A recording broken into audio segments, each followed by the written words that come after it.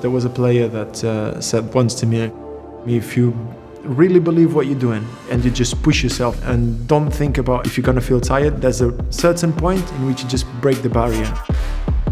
I'm Ruben Diaz. Join me for an exclusive training program I've created to give you the edge.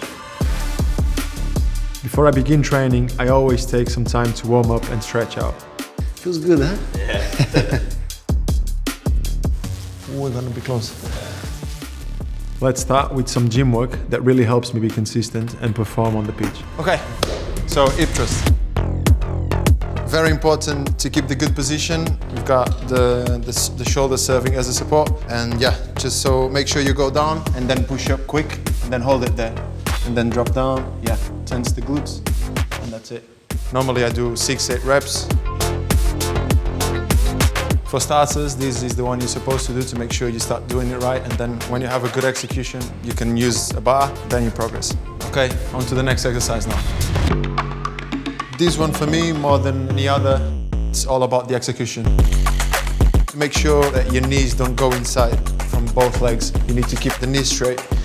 Then obviously, the deeper you go, the better you work. It's sometimes not easy to go deep without weight because it's just your body weight.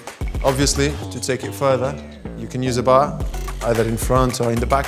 I normally do 6-8 reps. It's a very demanding exercise, so I normally do it more on a pre-season or if eventually I'm recovering from an injury. But overall, for me, it's a top exercise. It has got everything. It's one of those old school that never fails. So, third exercise. I've definitely started to do this exercise with a lot more frequency since I had my injury, because it's very focused on hamstring and the correlation between glute and hamstring. You just hold here,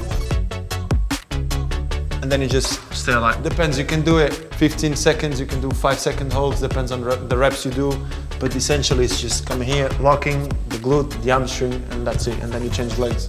So now he's doing it both legs, depends on the kind of exercise you're actually looking for. Then you can go one leg if you want to be very specific, but essentially that's the exercise. I normally do it after a training and I just do like 5 seconds, 5 times each leg. Between the glute and the hamstring, it's very good, especially in my specific case. Right, now we're into some more specific training drills. First up is a drill which helps me develop power. This one is all about the jump. For a footballer, the thing is not so much about how many boxes you can jump, but it's more about how much can you jump with your legs straight. Obviously, you will always bend the knee, but try to keep the legs as straight as you can. Well, this is definitely one of the exercises that has the most variations. You can drop from a jump, jump again. You can put into more boxes. It's definitely a key component of a football player, especially in my case as a centre-back and as a player that needs to jump a lot in the game and needs to win duels in the air. And the second drill is about acceleration. I must be able to accelerate to the ball quickly to win one-on-one battles with my opponent. Here's a drill you can do at home. Quite often we do it as a prep already on the pitch before we actually start the training session. It's like a prep for a sprint, the beginning of a sprint. You got some resistance, it helps you warm you up. Or you can always actually train your sprinting with it. But essentially we just use it as a warm-up exercise.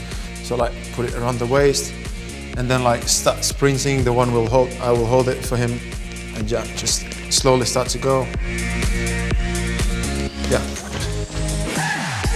Just 1, 2 or 3 and that's it. It's definitely a good one to do if you're warming up for a training. Yeah, that's it. Good job. You've just completed the Training Like This OKX Collective Metaverse session. Remember, build these exercises into a routine and stay consistent to see the benefits and give you the edge.